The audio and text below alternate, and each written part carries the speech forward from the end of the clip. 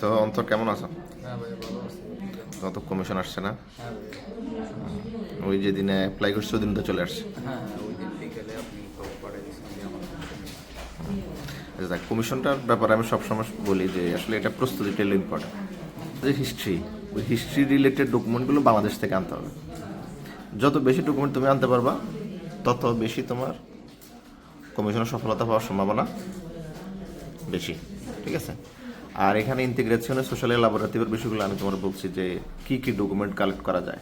তো সেটার জন্য অবশ্যই তোমার একটু শ্রম দিতে হবে, যেহেতু তোমার হাতে সময় আছে এখন। তুমি ইন্টিগ্রেশনে সোশ্যাল ল্যাবরেটরির ডকুমেন্টগুলো আজকে থেকে কালেক্ট করা শুরু করো।